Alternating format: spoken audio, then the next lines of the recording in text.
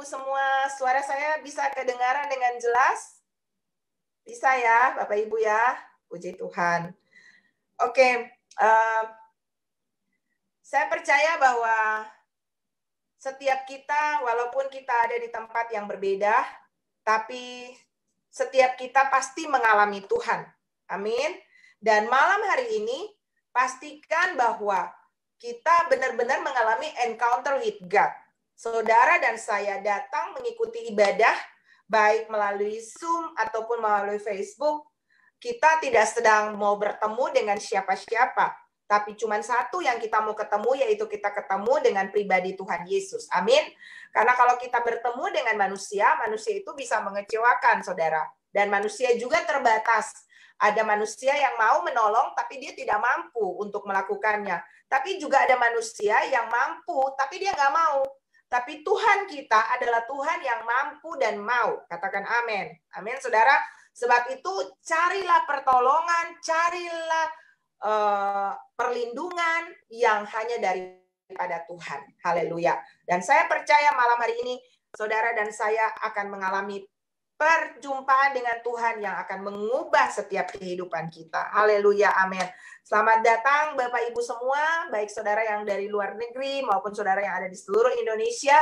Di dalam hari-hari kita sedang berdoa dan berpuasa, harapkan sesuatu yang ilahi. Harapkan terobosan terjadi di dalam setiap pribadi, keluarga, pekerjaan, bahkan semua usaha yang sedang saudara dan saya kerjakan. Oke, tidak berlama-lama lagi, malam hari ini saya akan menyampaikan sebuah pengajaran tentang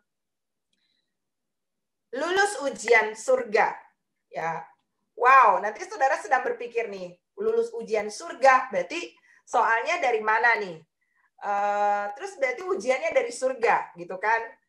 Ini sebuah hal ini sebuah kebenaran yang tadi pagi, ini seger banget. Saya baru dapat tadi pagi, ketika saya bangun dan firman ini yang menggema di dalam kehidupan saya. Lalu saya menulisnya dan saya diminta oleh Pak Luther untuk mempresentasikan ini bagi setiap kita malam hari ini. Saudara siap menerimanya? Amin. Saudara mau lulus ujian surga? Haleluya. Oke. Amin. Puji nama Tuhan. Nah, bacaan kita saudara di dalam 2 Korintus pasal yang ke-13 ayatnya yang ke-5. Saya baca, Bapak Ibu juga boleh baca bersama-sama ya. 2 Korintus 13 ayatnya yang ke-5. Saya harap saya bisa cepat dan setelah itu kita akan berdoa bersama ya. Oke. 2 Korintus 13 ayatnya yang ke-5 berkata, "Ujilah dirimu sendiri, apakah kamu tetap tegak di dalam iman?" Ya, selidikilah dirimu, apakah kamu tidak yakin akan dirimu bahwa Kristus Yesus ada di dalam diri kamu? Sebab jika tidak demikian, kamu tidak tahan uji. Nah, saudara, kata kunci kita adalah tahan uji. Ya, ternyata kita harus menguji, mengetes diri kita sendiri, dan kita harus pastikan bahwa kita tahan uji. Ya, artinya kita bisa lulus dalam ujian. Ya, maksudnya seperti itu. Nah, tahukah saudara bahwa hidup ini adalah sebuah perjalanan ya yang penuh dengan ujian. Ya, kita tahu di dalam kita menerima ilmu pengetahuan pun kita mengikuti jenjang-jenjang ya, mulai dari playgroup, kemudian kita harus ujian untuk kita bisa pindah ke level berikutnya. Tidak ada pemindahan level, tidak ada kenaikan level, tidak ada promosi tanpa ujian ya. Itu kita perlu bold dulu ya, sehingga kita tidak menjadikan ujian itu sebagai sesuatu yang menakutkan atau ujian itu sebagai sesuatu yang akan menghancurkan hidup kita. Justru ujian adalah cara untuk Tuhan membawa kita atau cara untuk kita naik ke level yang lebih tinggi. Amin, saudara. Nah, setiap kita akan naik jenjang, kita akan menghadapi yang namanya ujian, ya kan? Dari playgroup ke TK, dari TK ke SD, SD ke SLTP, SLTP ke SLTA, sampai ke perguruan tinggi. Jenjang perguruan tinggi pun ada S1, S2, S3, ya. Asal jangan sampai STLR aja ya, saudara. Nah, semuanya menghadapi yang namanya ujian, ya. Katakan ujian, ya. Dan ketika kita sedang menghadapi ujian, biasanya saudara, di papan tulis, di whiteboard atau di blackboard di zaman dulu, biasanya akan ada tulisan di depan. Harap tenang, ada ujian. Haleluya. Berarti ketika kita menghadapi ujian, hal pertama yang saudara dan saya harus lakukan adalah tenang. Amin. Ya, saudara, tenang. Kalau kita panik, kita bingung, kita ribut apalagi, kita akan dikeluarkan pasti dari ruangan kelas ujian. Nah, seperti itu kan saudara, atau kita bahkan akan dikeluarkan ya dari kelas. Nah, seperti itu saudara. Nah, jadi ujian itu akan mendatangkan dua hal biasanya ya. Yang pertama itu adalah kita naik level. Ketika kita lulus ujian, kita akan naik kelas, kita akan naik level, kita akan dipromosi. Tapi hal yang kedua yang bisa terjadi adalah ketika ujian datang, kita juga bisa gagal dalam ujian itu ya. Kalau di sekolah kita dapat nilai yang kurang bagus dan akhirnya kita tidak naik kelas, kita harus mengulang lagi. Dan kalau kita nggak naik-naik juga, ujian ulang-ulang, istilahnya ya, diulang remedial, ulang. Kok nggak pinter-pinter, maka yang terjadi kita di drop out ya, dikeluarkan dari sekolah karena sekolah udah nggak mampu, udah hands up, wah nggak mampu nih didik anak ini ya. Dan kalau kita akhirnya bisa berhasil di luar seperti Thomas Alva Edison, praise God ya kan, ketika akhirnya dia dikeluarkan, dibilang anak bodoh, tapi ternyata dengan pengetahuan dari mamanya yang penuh kasih, positive thinking, kemampuan untuk berpikir benar, akhirnya anaknya dirubah menjadi seorang jenius, ya kan, saudara? Nah, itu luar biasa banget. Tapi yang pasti adalah semua hal yang harus mendapatkan nilai lebih atau kualitas harus lulus yang namanya ujian. Semua benda, saudara. Ban mobil yang saudara dan saya punya itu kan harus lulus kualitas dulu, di pressing sehingga dia lolos, bahwa dia bisa kuat menjadi ban mobil yang menampung mobil, menahan mobil, dan kemudian bisa membawa mobil itu kemana-mana. Semua benda, ya pesawat, mobil, semua benda itu diuji, ya saudara. Dan barang-barang yang akhirnya mendapat kemurnian tingkat tinggi itu kan seperti emas, ya. Astef ada di sini, ahli emas ya. Ada juga perak ya, tetapi semakin diuji kemurniannya dengan api atau ujian masalah, maka dia akan punya nilai murni, nilai yang lebih tinggi, kualitas yang lebih keren ya. Nah, saudara, ternyata dalam menghadapi ujian yang paling menentukan itu sikap kita. Ya, tadi saya kasih ilustrasi kalau di kelas. Kalau kita ribut di kelas, kita panik, kita bingung, kita mungkin nggak lulus atau kita bisa dikeluarkan dari kelas, ya kan? Tetapi ketika kita tenang, kemudian kita mempersiapkan diri dengan baik, ada satu kata hikmat yang saya suka dari suami saya itu, dia bilang persiapan akan membuat kita seberapa kita bisa. Jadi ternyata persiapan tuh penting banget, saudara. Bagaimana kita mempersiapkan diri? Pastinya dengan belajar kalau di dalam dunia pengetahuan. Tapi bagaimana dengan kehidupan? Belajar juga dari Tuhan Yesus, dari firman Tuhan. Malam ini adalah salah satu contoh saudara dan saya mau belajar dari firman Tuhan. Dan ini adalah bentuk persiapan untuk saudara dan saya siap dalam menghadapi ujian kehidupan. Amin. Amin Bapak Ibu. Nah, ternyata sikap kita itu menentukan lulus atau tidak, gagal atau berhasil. Itu ditentukan oleh sikap kita. Ya, kata kerennya tuh adalah attitude determine altitude, ya. Sikap menentukan ketinggian. Seberapa sikap kita baik, kita akan menghasilkan sesuatu yang lebih, ya, yang lebih baik. Nah, kalau ujian di dunia ini ada batasnya, walaupun kita lulus. Ya, contoh tadi ban mobil waktu di pressing, dites, diuji kualitasnya, dia jadi ban mobil, dia bisa dipakai. Tapi ada masa expire-nya, di mana satu waktu nanti ban mobil kita juga bisa botak ya. Kalau kita kasih istilah tuh apa ya? Botak ya. Ban mobilnya tuh mulai tidak lagi bagus ya, udah tipis ya. Dan lama-lama bisa pecah ya. Artinya kualitas dunia itu sekalipun udah diuji terbatas. Nah, kita bisa sarjana, kita bisa mendapat titel embel-embelnya tuh S1, S2, S3, master, doktor, bahkan mungkin profesor, ya, karburator bocor. Seperti itu, saudara. Tetapi pada akhirnya kita pensiun juga. Nggak ada profesor yang nggak pensiun. Ya, saudara. True, benar? Ya kan?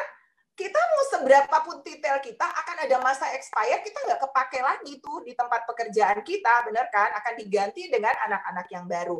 Atau yang paling endingnya adalah satu saat nanti kita akan menghadap Sang Pencipta, kita akan dipanggil pulang, dan kita nggak mungkin dong bawa titel, walaupun itu ditulis di peti mati kita, ataupun di kuburan kita, ada embel-embel sarjananya kita. Tapi apa artinya semuanya itu, saudara? Udah nggak ada. Masa expire-nya sudah terjadi gitu ya. Udah masuk masa expire atau masa selesai gitu ya. Nggak bisa lagi untuk dipakai. Maksudnya seperti begitu. Tetapi ada satu ujian yang saya kasih judul tadi adalah ujian dari surga. Itu adalah ujian yang nilainya kekal. Jadi akan bertahan dalam jangka waktu yang tidak ada batasnya. Wow. Nah, sebab itu inilah yang harus saudara dan saya kejar dalam kehidupan kita, yaitu ujian, lulus dari ujian yang datang dari Tuhan sendiri. Nah, karena apa? Karena perjalanan kita di dunia ini akan ada begitu banyak hal yang kita hadapi yang bisa saja membuat kita itu berhenti di tengah jalan dalam mengikuti Tuhan, ya. Padahal kita berkata pencobaan-pencobaan yang kamu alami itu tidak melampaui kekuatan kamu. Amin.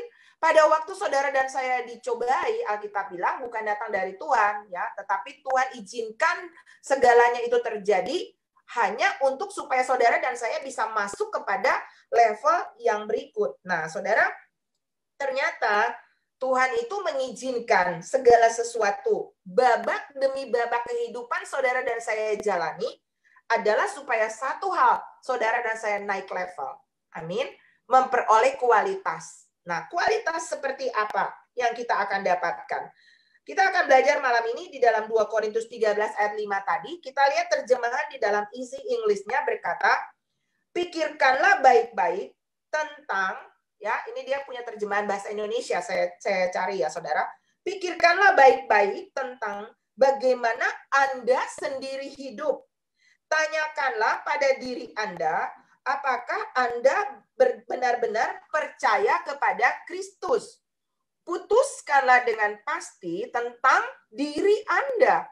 Anda harus tahu bahwa Yesus Kristus ada di dalam Anda. Wow. Anda harus mengetahui hal ini. Kecuali jika Anda bukan milik Kristus. Nah, apa yang dimaksud di sini, saudara? Dari terjemahan ini dikatakan bahwa kita harus benar-benar memikirkan tentang bagaimana kita harus hidup dalam pertandingan iman ini. Kita harus menyelidiki diri kita. Ada orang tuh kebanyakan tuh kepo, ya, kepo dengan urusan orang lain. Terlalu sibuk, ya, menghakimi hamba Tuhan ini, menghakimi anak Tuhan itu, sibuk dengan urusan-urusan orang lain tanpa memperhatikan dirinya sendiri dan akhirnya fail, gagal di tengah jalan, saudara, ya, dalam perjalanan iman kita. Tuhan nggak mau kita seperti itu. Makanya Alkitab dengan jelas berkata, perhatikanlah, ujilah dirimu sendiri, ya. Perhatikan dengan sungguh-sungguh bagaimana kita harus hidup dalam mengikuti Tuhan. Ya, tadi terjemahannya dikatakan seperti begitu, saudara. Jadi yang harus diuji itu adalah diri saudara sendiri. Ya, itu dulu yang paling pertama. Nah, apa yang harus kita uji? Pertanyaannya kan seperti itu. Kalau perlu ujian, berarti apa yang harus kita uji? Di sini dikatakan yang pertama ada dua hal yang saudara dan saya harus uji dalam diri saudara sendiri, ya. Yaitu yang pertama adalah supaya kita, apakah kita ini tetap tegak di dalam iman, ya? Apakah kita memiliki iman? Ya, pertanyaannya seperti begitu. Apakah ada iman kita kepada Tuhan Yesus? Kenapa begitu penting? Karena Ibrani 11 ayat 6 berkata, tanpa iman tidak mungkin orang berkenan kepada Allah. Tanpa iman, tidak mungkin orang berkenan kepada Allah. Sebab barang siapa berpaling kepada Allah, ia harus percaya bahwa Allah ada. Dan bahwa Allah memberi upah kepada orang-orang yang sungguh-sungguh mencari Dia. Kemarin saya berbicara tentang orang benar versus orang fasik. Orang beribadah kepada Tuhan yang versus orang yang tidak beribadah kepada Tuhan. Dan orang yang tidak beribadah kepada Tuhan atau orang fasik, mereka adalah orang yang tidak mau tahu tentang Tuhan. Mereka adalah orang yang tidak sadar bahwa Allah itu ada dan mengamati kita. Sehingga kita tidak takut akan Tuhan. Bukan kata yang dipakai bukan afraid ya, tapi fear of God, atau rasa hormat kepada Tuhan, menyadari Tuhan tuh mengamati sehingga dilihat atau tidak dilihat, dipuji atau tidak dipuji, dihargai atau tidak dihargai, mendapat imbalan atau tidak, kita melakukannya seperti untuk Tuhan. Itu yang namanya fear of God, menyadari bahwa Tuhan mengamati sehingga kita berhati-hati dengan apa yang kita pikir, apa yang kita lakukan, dan apa yang kita perkatakan. Nah, saudara, iman itu adalah hal yang sangat penting. Karena tanpa iman, kita tidak mungkin berkenan kepada Allah. Nah, ternyata, saudara, dalam mengikut Tuhan, ketika kita percaya kepada Tuhan, maka kita disebut orang beriman. Tapi tahukah saudara, bahwa iman yang saudara dan saya dapat di awal kita berjumpa dengan Tuhan, itu tidak harus berhenti di situ. Keselamatan itu adalah sesuatu yang gratis. Kita terima dengan cuma-cuma karena memang kita nggak mampu untuk membayar. Bukan karena murahan ya, kita terima gratis. Tapi saking mahalnya, saudara dan saya nggak bisa cari dan dapat dengan usaha, agama, dan berbagai perbuatan baik. Nggak bisa membuat kita selamat. Tapi hanya kasih karunia yang mahal, yang dianugerahkan oleh pengorbanan darah Yesus, itulah yang menyelamatkan saudara dan saya. Nah, saking mahalnya darah Yesus yang menebusnya untuk menjamin keselamatan saudara dan saya. Tetapi dalam pengiringan kita kepada Tuhan, perjalanan kita mengikut Tuhan, gak ada tuh yang namanya perjalanan jalan tol. Ya, mengikut Tuhan, Alkitab berkata, barang siapa mengikut aku, ia harus pikul salibnya setiap hari. Menyangkal dirinya, itu perjalanan iman, saudara. Dan ternyata iman itu, ya, di dalam Ibrani pasal yang ke-12, ayatnya yang kedua, di sana ditulis bahwa marilah kita, Ibrani 12 ayat 2, itu adalah tentang perlombaan iman, ya saudara. Nah, dikatakan di sana dalam perjuangan kita, dalam perlombaan iman kita, dikatakan ini, saudara, dalam mengikut Tuhan, perlombaan iman kita, ini hidup ini perlombaan, ya, saudara. Dan ayat 2 bilang begini, marilah kita melakukannya ini apa? Melakukan perlombaan iman dengan fokus mata yang tertuju kepada Yesus, ya. Kenapa kita gagal? Kenapa kita kalah? Karena kita fokusnya beralih kepada manusia dan akhirnya kita bisa gagal di tengah jalan. Ya, kita bisa kecewa, kita bisa mundur dari Tuhan. Tetapi kalau kita fokus kepada Tuhan, dikatakan begini, yang memimpin kita dalam iman dan yang membawa iman kita itu kepada kesempurnaan, yang dengan mengabaikan kehinaan, tekun memikul salib, ganti sukacita yang disediakan bagi Dia, yang sekarang duduk di sebelah kanan tahta Allah. Nah, kata yang dipakai yang memimpin kita di dalam iman, terjemahan The Message-nya berkata bahwa memimpin kita dari lapisan iman kepada lapisan iman. Jadi ternyata iman itu punya lapisan. Ada level, ada tingkatan, saudara. Ya, sebab itu kita perlu menambahkan iman yang saudara dan saya sudah terima melalui penebusan darah Yesus itu. Alkitab berkata di dalam 2 Petrus 1 ayat 5 sampai 8. Kita lihat 2 Petrus 1, saya baca buat Bapak Ibu, bisa juga Bapak Ibu baca di situ. Ayat 5 sampai 8 dikatakan demikian, bahwa justru karena itu kamu harus dengan sungguh-sungguh, boleh ditunjukkan ayatnya, Ron, harus dikatakan harus berusaha dengan sungguh-sungguh. Nah, di sini dikatakan kata yang dipakai sungguh-sungguh, bukan cuma sungguh-sungguh, tapi sungguh-sungguh berusaha. Wah, jadi itu di bold banget tuh ya, saudara. Banget gitu ya. Sungguh-sungguh berusaha. Untuk apa nih? Untuk menambahkan kepada imanmu kebajikan, dan kepada kebajikan pengetahuan, dan kepada pengetahuan, penguasaan diri, kepada penguasaan diri, ketekunan, dan kepada ketekunan, kesalehan, dan kepada kesalehan, kasih akan saudara-saudara, dan kepada lanjut Ron, dan kepada kasih akan saudara-saudara, kasih akan semua orang, ya, sampai ayat 8, ya. Kalau Alkitab bilang begini, sebab apabila semuanya itu ada padamu, apa yang ada padamu? Iman yang ditambahkan dengan yang tadi itu, saudara. Ya, iman yang ditambahkan dengan perbuatan-perbuatan kebajikan, pengetahuan, penguasaan diri. Jadi gini, ketika kita percaya kepada Tuhan Yesus, kita punya roh diubahkan, langsung disempurnakan, ya, diselamatkan. Tapi manusia itu terdiri dari 3 unsur. Ada jiwa dan ada tubuh. Jiwa di dalamnya ada pikiran, kemauan, dan kehendak. Dan tahukah saudara bahwa tabiat dosa itu sudah ada sejak kita dalam kandungan ibu kita. Alkitab berkata, di dalam kandungan ibu kita, kita dikandung dalam kesalahan dan kita diperanakan di dalam dosa. So, anak kecil nggak perlu diajar, sudah tahu berdosa. Itu namanya tabiat dosa. Ya, saudara. Sebab itu ketika kita berpindah dari hidup lama, Alkitab berkata yang lama berlalu, yang baru sudah datang. Roh kita disempurnakan, diselamatkan oleh penebusan darah Yesus. Tapi yang namanya jiwa yang terdiri pikiran, kemauan, kehendak butuh proses. Kebiasaan lama kita yang suka bohong, kebiasaan lama kita yang suka marah, itu tidak simsalabim bisa berubah dalam 1 hari. Benar nggak, saudara? Kita butuh waktu, kita butuh proses. Dan seberapa cepat proses perubahan bisa terjadi dalam hidup kita, tergantung bagaimana ketaatan yang kita terus lakukan dalam hubungan yang dekat dengan Tuhan.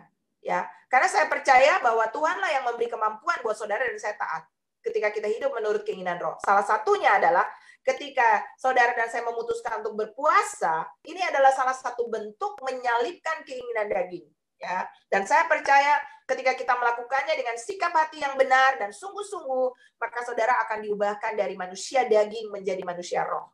Dan itu adalah salah satu alasan yang akan saudara dan saya bawa terus sampai kita lulus dalam setiap ujian yang Tuhan izinkan. Jadi ternyata kita perlu menambahkan hal-hal tadi, saudara. Kebajikan, pengetahuan, penguasaan diri. Untuk apa? Untuk memperbaiki jiwa kita. Jiwa yang terdiri dari pikiran yang biasa negatif. Ketika kita menambahkan pengetahuan, kita mendengar firman Tuhan, kita menambahkan kebajikan, kesalehan oleh pimpinan Roh Kudus, pikiran yang negatif itu akan berubah menjadi pikiran yang benar, bukan cuma positif. Positif itu standar dunia. Yang kekristenan mengajar pikiran benar. Positif, benar pasti positif, tapi positif belum tentu benar. Ya, positifnya dunia berbeda dengan kebenaran Tuhan. Ya kan? Kalau dunia bilang positif tuh begini, kalau orang baik sama gue baik dong, kan harus balas yang baik dengan yang baik. Tapi kalau orang jahat, ya jangan bodoh-bodoh juga. Masa sih kita harus baik sama orang yang jahat sama kita? Itu kata dunia. Ya. Tapi firman enggak. Kebenaran berkata, kasihilah musuhmu dan berdoalah bagi mereka yang menganiaya kamu. Beda banget ya, saudara. Itu standar yang di atas. Ya. Dan itu kebenaran. Berbeda dengan positif.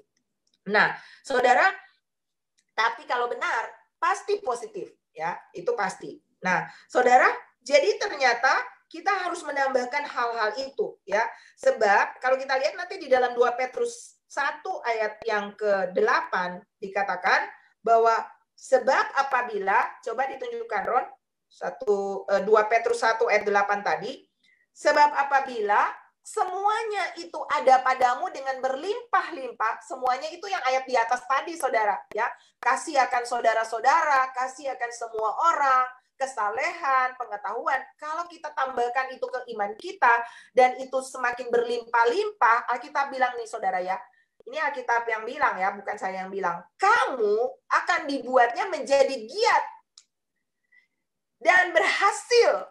Jadi ada banyak orang Kristen, kenapa sih nggak giat? Nggak sungguh-sungguh dengan Tuhan. On off, yo-yo, up down. Kenapa, saudara? Karena dia nggak nambah imannya tuh hal-hal yang tadi itu. Dia cukup puas, udah KTP gue Kristen, gue tahu kok doa Bapa kami, saya tahu yang namanya doa, saya tahu baca Alkitab, tapi kita nggak hidup sungguh-sungguh mencari, mengejar, menambahkan hal-hal yang tadi itu, maka Alkitab bilang gini, kita nggak akan jadi giat lagi, kita akan mundur. Nah, tapi kalau kita berlimpah-limpah dalam hal-hal tadi, maka Alkitab bilang kita akan menjadi giat, bukan cuma giat loh saudara, berhasil. Amin. Katakan, berhasil. Berhasil dalam apa? Pengenalanmu akan Yesus Kristus Tuhan kita. Rasul Paulus berkata bahwa pengenalan akan Yesus Kristusku jauh melebihi apapun yang bisa ditawarkan dunia. Harusnya itu menjadi pengejaran terutama dalam kehidupan setiap anak-anak Tuhan, yaitu pengenalan akan Tuhan. Ya, amin saudara. Karena ayat 8, coba tunjukkan ayatnya yang ke-10 ya. Ayat yang ke-10 dikatakan, karena itu saudara-saudaraku, berusahalah sungguh-sungguh ya, supaya panggilan dan pilihanmu makin teguh. Sebab jikalau kamu melakukannya, kamu tidak akan pernah tersandung. Banyak anak Tuhan tersandung. Banyak anak Tuhan jatuh, mundur, kecewa, menjauh dari Tuhan. Kenapa, saudara? Karena dia tidak tambahkan imannya hal-hal yang tadi itu. Itu poin ya, saudara. Penting bagi setiap kehidupan kita. Perlu untuk kita tambahkan. Ya. Nah, ayat yang lanjut, jangan tunjukin ini dulu. Ayat yang tadi dulu, Ron. Ayat yang ke-11. Dan ini yang keren banget, saudara. Ayat 11. Kita tidak akan pernah tersandung. Lalu ayat yang ke-11 nih, saudara. Dengan demikian, kepada kamu ya akan dikaruniakan, baca sama-sama dengan saya, apa itu? Hak penuh. Katakan, hak penuh. Haleluya. Untuk apa? Untuk memasuki kerajaan kekal, yaitu kerajaan Tuhan dan Juru Selamat kita, Yesus Kristus. Jadi, ini adalah, saudara boleh dibilang begini, saudara kalau kita lulus ujian, kalau kita wisuda, kan kita dipindahin topinya itu, ya saudara, dipindahin tanda kita lulus, ya kita dipindahin tali kelulusan itu, saudara, ya dikasih surat tanda tamat belajarnya kita, dikasih ijazahnya kita. Nah, demikianlah ketika kita lulus dalam pertandingan iman kita, maka saudara akan dikatakan Anda lulus. Tepuk tangan dulu buat saudara sendiri. Amin. Ya, haleluya. Anda lulus, Anda mendapat hak penuh. Loh, kalau kita udah dapat hak penuh dari siapa? La ilah, yang punya Tuhan, yang punya surga, Tuhan loh. Jadi ketika dia berkata lulus, siapa yang bisa gugat saudara? Amin. Itu yang disebut kalau Tuhan ada di pihak kita, siapa lawan kita? Nggak akan ada. Orang Ambon bilang, seng ada lawang. Haleluya. Amin, saudara. Jadi kita mendapat hak penuh untuk masuk ke dalam kerajaan surga. Oke, ya. Jadi yang pertama kita harus mengejar atau kita harus menguji bagian yang namanya iman. Apakah kita punya iman? Karena ternyata iman yang bertumbuh, maka kita akan mendapat hak penuh untuk masuk ke dalam kerajaan surga. Yang kedua, apakah yang saudara dan saya perlu uji dalam kehidupan kita? Yang kedua, dari bacaan 1 Korintus 13 ayat 5 ini, yang kedua itu adalah, apakah kamu yakin? Apakah kamu tidak yakin akan dirimu bahwa Kristus Yesus ada di dalam dirimu? Sebab jika tidak demikian, kamu tidak tahan uji. Jadi yang kedua ini adalah, apakah Anda yakin Yesus ada di dalam saudara? Visi daripada gereja kami CKF adalah have Jesus live in us. Menjadikan Yesus tinggal di dalam kita. Itu adalah hal yang terpenting dalam kehidupan setiap orang percaya. Memastikan bahwa Yesus ada tinggal di dalam saudara. Ya, itu adalah hal yang lebih penting dari apapun dalam kehidupan kita. Amin. Bagaimana supaya kita dapat memastikan atau kita dapat mengetes kira-kira benar nggak ya Yesus tuh ada di dalam saya? Bukan berdasarkan perasaan loh saudara, bukan. Ingat, perasaan itu menipu ya. Makanya musuh daripada iman itu kan sebenarnya rasa, ya kan? Ketika Petrus beriman, dia berjalan di atas air, tetapi ketika dia merasa tiupan angin, maka yang terjadi adalah Petrus tenggelam. Ketika kita berjalan dengan iman, percaya, oh sekali Yesus tetap Yesus, aku akan tetap ikut Tuhan, apapun yang terjadi, aku akan percaya, aku pasti sembuh, aku pasti kuat, aku pasti menang. Tetapi ketika masalah datang, apakah kita tetap bisa berkata begitu? Ataukah kita mulai goyah? Ya, itu adalah perasaan. Dan ternyata saudara, bagaimana menguji apakah Yesus ada dalam kita? Bukan berdasarkan perasaan, merinding nih, aduh kok rasa apa ya, orang Ambon bilang bulu kuduk berdiri ya, kok bisa ya? Bukan seperti itu saudara, ya nggak pakai rasa. Ada saat ketika saya dalam situasi-situasi tertentu dan waktu menyembah Tuhan nggak rasa apa-apa saudara, rasanya tuh hamba, rasanya kosong, rasanya tetap tertekan. Bukan alasan untuk kita berhenti berdoa atau jauh dari Tuhan.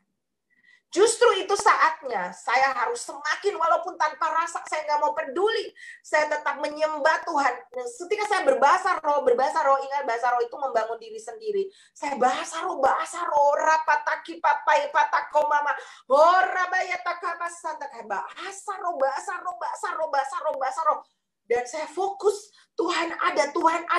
Saya singkirkan pikiran-pikiran negatif. Tuhan nggak dengar, Tuhan kamu berdosa, kamu begini. Oh, saya singkirkan, saudara, saya lawan itu. Lama-lama atmosfer yang tadi nggak ada sesuatu yang rasanya kita bisa menikmati. Kita itu akan merubah itu semua. Jadi ketika menghampiri Tuhan, saudara nggak boleh baper ya. Ketika kita nggak kepengen berdoa, itulah saatnya kita harus berdoa. Ketika kita nggak kepengen menyembah Tuhan, saatnya kita menyembah Tuhan. Lawan. Jika perlu, ambil waktu berpuasa. Ketika saudara merasa sepertinya kok melempem, kok lemas ya, sepertinya kok jadinya aku ini kok down ya. Itu saatnya saudara bangkitkan lagi manusia rohmu bersama dengan Tuhan. Amin. Dan ternyata cara mengujinya adalah dengan masalah. Menguji apakah Yesus ada di dalam kita itu dengan apa, saudara? Dengan masalah. Contoh ya, saudara. Kan kalau orang mau menemukan vaksin itu kan sebenarnya kan penyakit yang sudah atau bibit virus itu yang sudah dilemahkan. Benar ya? Nah, demikianlah ketika kita misalnya sebagai anak-anak Tuhan untuk menguji ketahanan kita, untuk menguji bagaimana kekuatan kita, Tuhan izinkan masalah. Ada satu lagu yang bilang begini. Bila kau izinkan sesuatu terjadi, ku percaya semua untuk kebaikanku. Bila nanti telah tiba waktumu, ku percaya kuasamu memulihkan hidupku. Amin, saudara. Jadi bila Tuhan izinkan sesuatu terjadi, tetaplah percaya. Roma 8 ayat 28 berkata, Allah turut bekerja dalam segala hal. Segala hal itu all ya, bukan cuma hal-hal yang baik, tapi hal-hal buruk pun Tuhan ada di situ. Untuk apa? Mendatangkan kebaikan bagi orang-orang yang mengasihi Dia, yaitu bagi mereka yang terpanggil sesuai dengan rencananya. Jadi, apa yang kita harus kejar cuma satu. Kasih kepada Tuhan.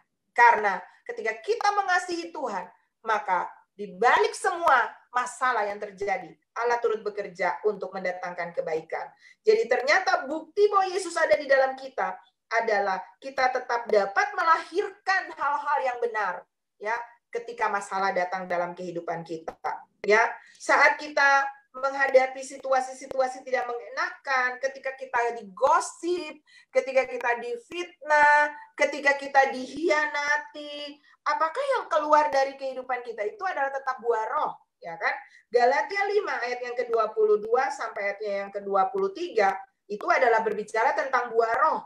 Nah, saat kita menghadapi masalah, saat kita diberkati, ataukah saat kita bangkrut, ataukah saat kita dipromosi, hasil yang keluar dari kehidupan kita itu apa? Buah roh atau buah kedagingan? Ya, saudara, ujian itu bisa Tuhan izinkan terjadi dalam dua hal.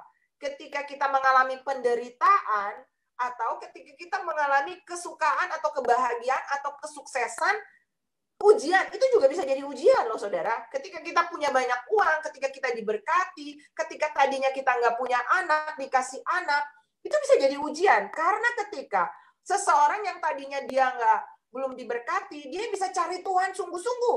Dia bisa ibadah. Wah, dia jadi orang yang maha hadir. Ya, saudara, kapanpun ada ibadah, bapak-bapak pun kalau ibadah WBI, ya, ibadah wanita, mungkin dia ikut. Ya, saudara.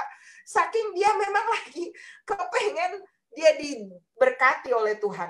Tapi kebanyakan orang juga ketika sudah diberkati, lupa sama Tuhan. Udah ada Tuhan, dadah. Yang penting aku udah diberkati. Ya, saudara. Nah, itu namanya kita manfaatin Tuhan. Ya, saudara, itu juga bisa jadi ujian. Tapi juga bisa terjadi orang itu ketika ada dalam penderitaan, ada dalam masalah, dia bisa bersungut-sungut, dia bisa mencurigai Tuhan, ya. Saudara, kita perlu belajar dari seorang yang bernama Ayub, ya. Ayub itu penderitaannya rasanya belum ada yang separah dia, ya kan, saudara. Lembunya, dia punya binatang-binatang peliharaannya mati dalam satu hari, ya. Pada zaman itu unta itu berbicara tentang dia punya alat angkut. Jadi seperti Ayub itu punya kendaraannya tuh ludes, ya saudara. Pengangkutnya tuh semua habis. Kemudian dia juga mengalami penderitaan di mana anak-anaknya dalam satu hari semuanya mati. Wow, saudara.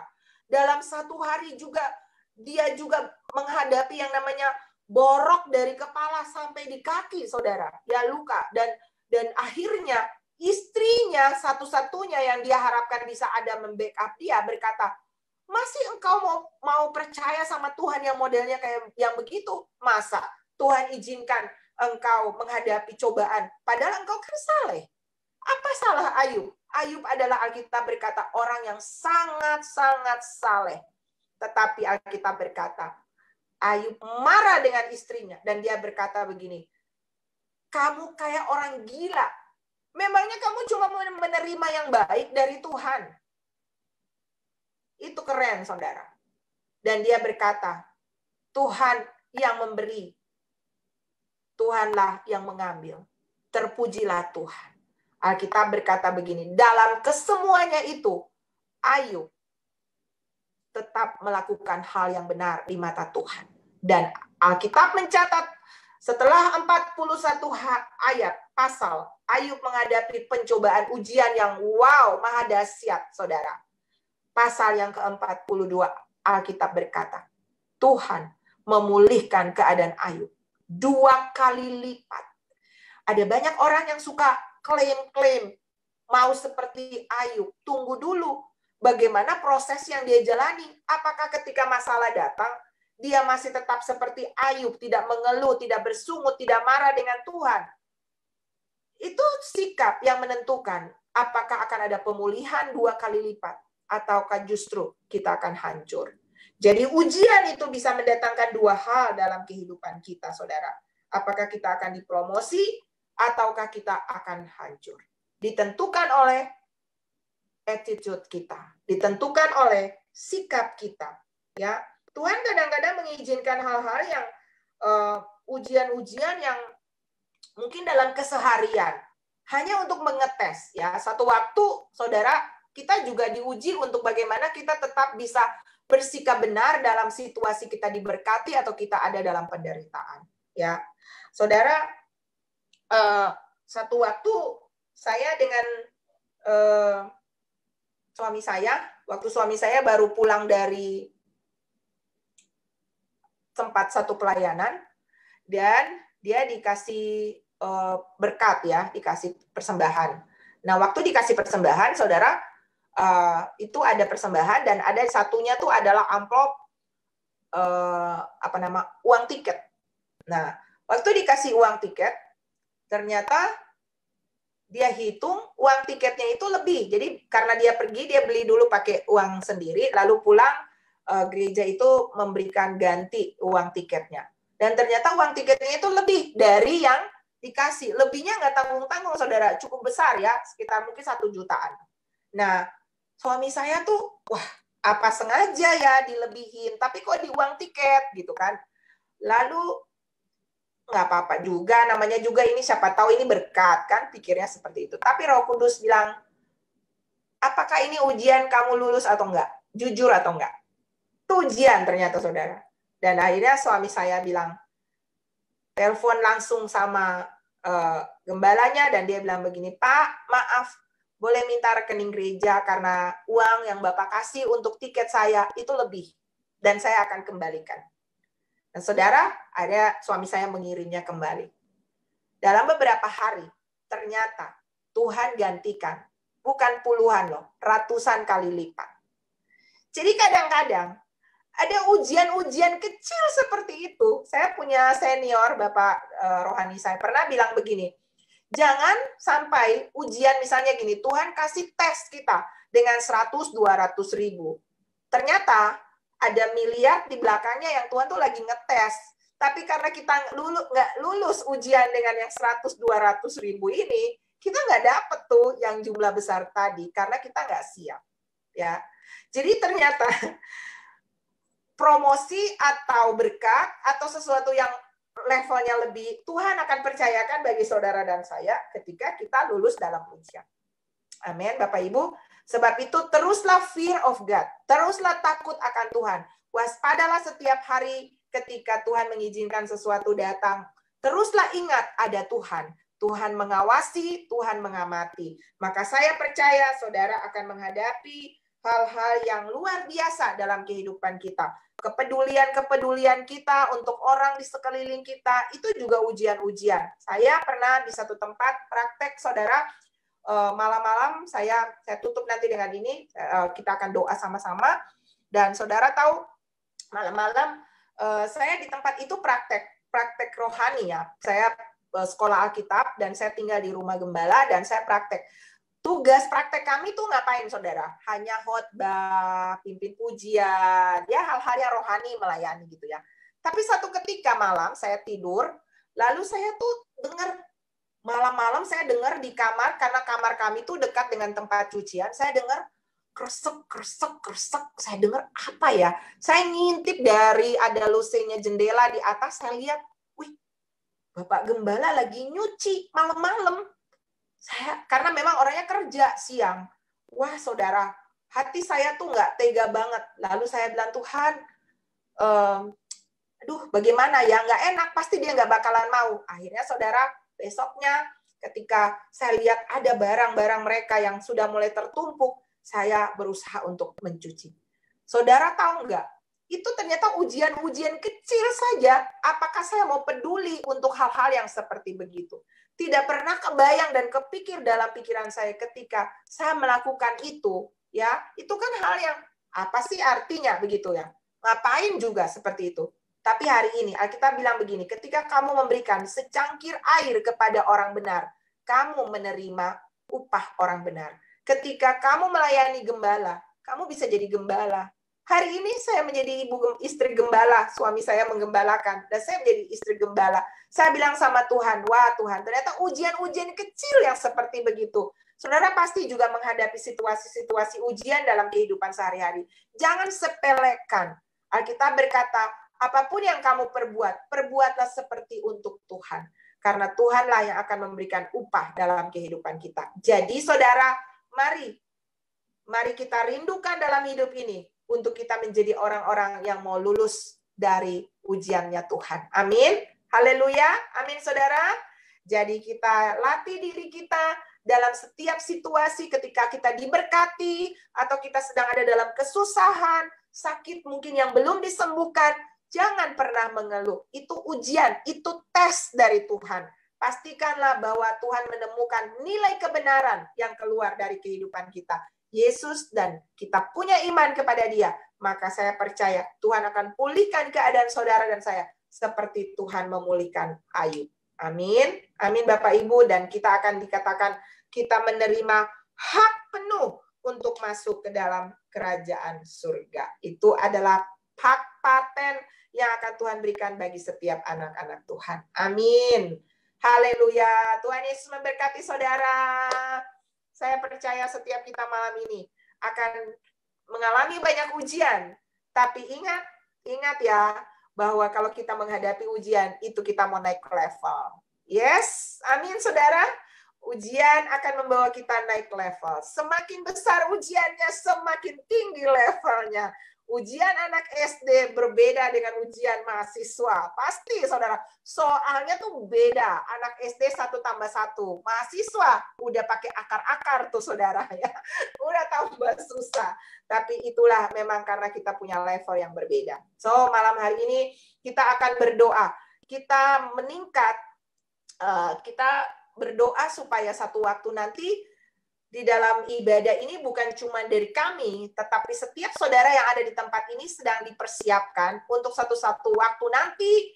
Mungkin nanti Pak Stef yang berkhotbah di sini, mungkin Ibu An yang sharing, ya, atau Pak Astri yang pimpin pujian, ya, haleluya, amin, ya, saudara. Kita semua harus meningkat ya, dari sekedar cuman mengikut Tuhan, tetapi kita juga harus melayani Tuhan, menjadi orang-orang yang siap menjadi berkat bagi orang lain. Haleluya.